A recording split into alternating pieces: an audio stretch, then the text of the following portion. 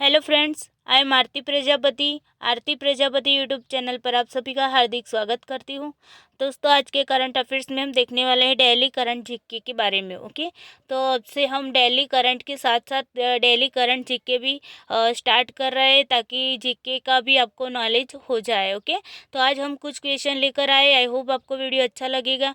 अगर वीडियो अच्छा लगे तो उसे लाइक करना ना भूलिएगा, अपने दोस्तों को भी शेयर करना ना भूलिएगा। ओके, और इस चैनल को सब्सक्राइब कर लीजिएगा, ताकि इस चैनल पर जो भी वीडियोस डाले जाते हैं उसकी नोटिफिकेशन आपको टाइम पे मिलती रहे। तो चलिए दोस्तों, स्टार्ट करते हैं आज के क्वेश्चन। सबसे पहला क्वेश्चन है आपके सामने।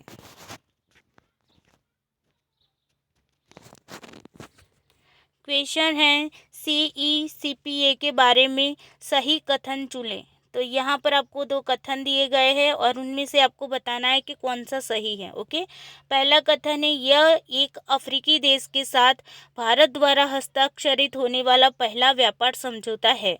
दूसरी है, यह खाद्य पदार्थों, पेय पदार्थों, कृषि उत्पादों, वस्त्र इत्यादि जैसे भारत के लिए विभिन्न निर्यात वस्तुओं को शामिल करता है।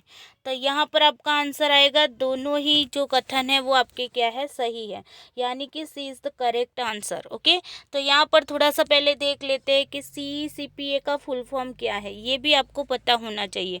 तो CECPA का फुल फॉर्म है stand for compressive economic cooperation and partnership agreement. Okay, तो ये एक प्रकार का क्या है, समझौता है। चलिए उसके बारे में थोड़ी सी जानकारी ले लेते हैं। भारत मॉरिशस CECPA का पहला व्यापार समझौता है, जिसे भारत द्वारा किसी भी अफ्रीकी देश के साथ हस्ताक्षरित किया जाएगा। यह भारत के लिए 310 निर्यात वस्तुओं को शामिल करता है, जिसमें खाद्य पदार्थ, पेय पदार्थ, कृषि उत्पाद, कपड़ा, आधार धातु, इलेक्ट्रिकल और इलेक्ट्रॉनिक आइटम, प्लास्टिक और रसायन इत्यादि शामिल है। तो ये था आपका ये क्वेश्चन के रिलेटेड कुछ जानकारी। चलिए नेक्स्ट क्वेश्चन देखते हैं।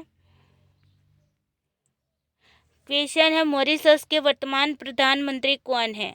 तो यहाँ पर आपका आंसर आएगा प्रवीण जुगनाथ। यहाँ पर आपका आंसर आएगा प्रवीण जुगनाथ। तो मॉरिशस के वर्तमान प्रधानमंत्री प्रवीण जुगनाथ हैं। वह 2070 से यह पद संभाल रहे हैं। नेक्स्ट क्वेश्चन देखते हैं। क्वेश्चन है, मालदीव और भारत के बीच समुद्री सीमा को क्या कहा जाता है? तो यहाँ पर आपका आंसर आएगा 8 डिग्री चैनल। यहाँ पर कौन सा आंसर आएगा? 8 डिग्री चैनल। तो जो भी मालदीव और भारत के बीच जो समुद्री सीमा है उसे हम कहते हैं 8 डिग्री चैनल। ये आपको याद रखना है। ओके, इसके रिलेटेड क्वेश्चन आपके कोई भी कॉम्पिटिटिव एग्जाम में पूछा जा सकता है। 8 डिग्री चैनल मिनिकोय और मालदीव के द्वीपों को अलग करता है। किसे अलग करता है? मिनिकोय और मालदीव जो भी द्वीप है उन दोनों को क्या करता है? अलग करता है। यह भारत और मालदीव के बीच की क्या है? समुद्री सीमा है। नेक्स्ट क्वेश्चन देखते हैं। क्वेश्चन है, 8 डिग्री चैनल के बारे में सही कथन चुने। तो यहाँ पर आपको क्या करना है? सही कथन बताना है। तो यहाँ पर आपको दो कथन दिए हैं, उनमें से आपको बताना है कि कौन से सही है। तो पहला कथन है, मलिकु कंदु और मामाले कंदु दिवेही 8 डिग्री चैनल के पारंपरिक नाम है। दूसरा कथन है, यह भूमध्य रेखा के 8 डिग्री दक्षिण में स्थित है। तो यहाँ पर आपको चुनना है, क्या दोनों ही सही है या फिर दोनों में से कि कौन कौन से सही है। ओके, तो यहाँ पर आपका आंसर आएगा कि केवल एक ही सही है। ओके, यानी कि 8 डिग्री चैनल के पारंपरिक जो नाम है उसका नाम है मलिकु कंदु और मामाले कंदु दिवेही। ये दोनों नाम आपके 8 डिग्री चैनल के हैं। ओके, और आपको ये भी पता होना चाहिए कि 8 डिग्री चैनल किन किन के बीच की सीमा है, समुद्री सीमा है। तो भारत और मालदीव के बीच की ये क्या है? समुद्री सीमा है। ये भी आपको याद रखना है। ओके, तो यहाँ पर यह भूमध्य रेखा के उत्तर में 8 डिग्री पर क्या है? स्थित है, इसीलिए इसे 8 डिग्री चैनल कहा जाता है। नेक्स्ट क्वेश्चन देखते हैं। क्वेश्चन है आपके सामने, स्मेलिकॉप्टर ड्रोन के बारे में सही कथन चुने। तो स्मेलिकॉप्टर के बारे में यहाँ पर दो कथन दिए गए हैं, उनमें से आपको क्या करना है? सही कथन चुनना है। पहला कथन है, यह गंध से नेविगेट करने के लिए पतंगे से लाइव एंटीना का उपयोग करता है। दूसरा कथन है पतंगे उड़ाने में मदद करने के लिए ड्रोन के पीछे 2 प्लास्टिक के पंख लगे होते हैं।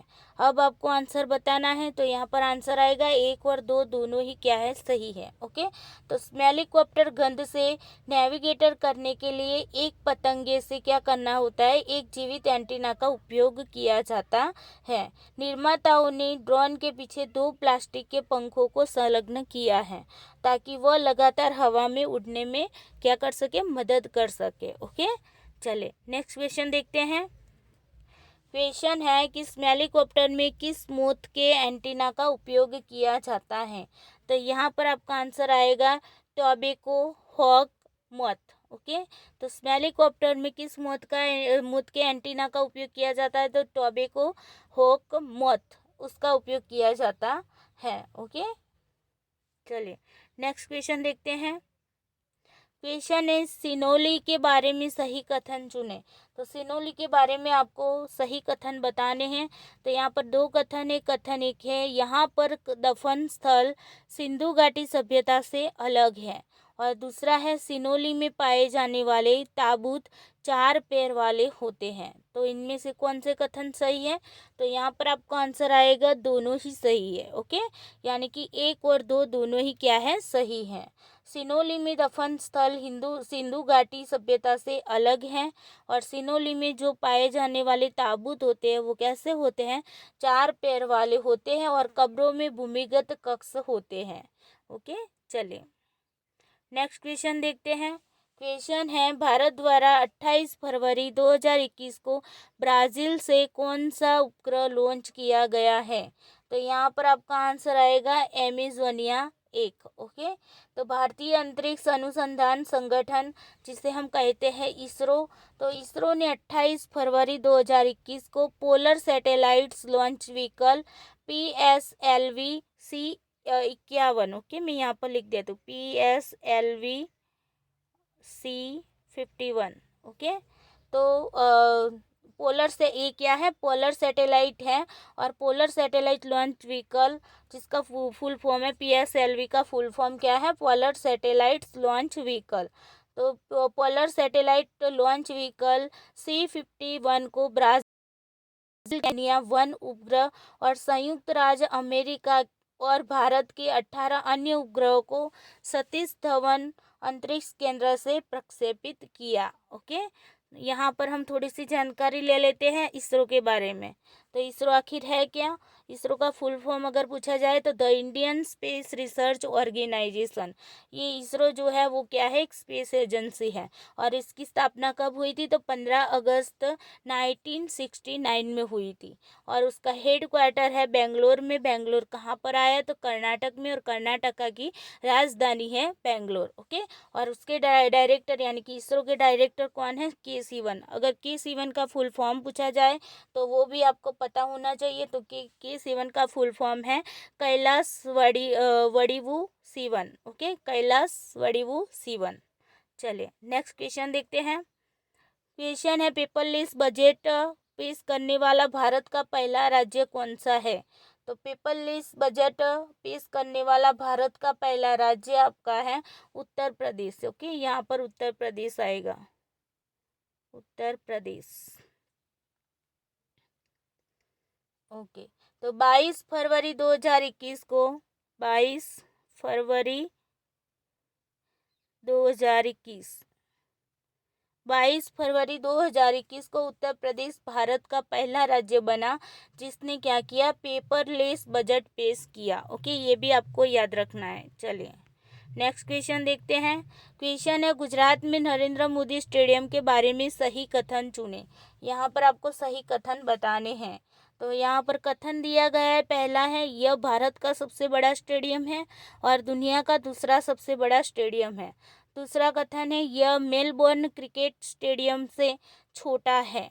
तो यहाँ पर आपका आंसर क्या आएगा, तो यहाँ पर आपका आंसर आएगा इनमें से कोई नहीं। ओके, तो देखिए राष्ट्रपति रामनाथ कोविंद ने गुजरात के मोटेरा में दुनिया के सबसे बड़े नरेंद्र मोदी के क्रिकेट स्टेडियम का क्या किया, उद्घाटन किया। ओके, यानी कि ये दुनिया का क्या है, सबसे बड़ा स्टेडियम है। ओके, यानी कि दुनिया का अगर सबसे बड़ा स्टेडियम है तो यहाँ पर ये कथन तो वैसे भी गलत हो गया था, है ना, क्योंकि यहाँ पर क्या बताया गया, दुनिया का दूसरा सबसे बड़ा, लेकिन दुनिया का सबसे बड़ा ये जो स्टेडियम है वो क्या है, वो कौन सा है, तो मोटेरा स्टेडियम था। मोटेरा स्टेडियम था क्यों, क्योंकि अब उसका नाम क्या कर दिया गया है, चेंज कर दिया गया है। ओके, और उसके बाद देखते हैं आगे।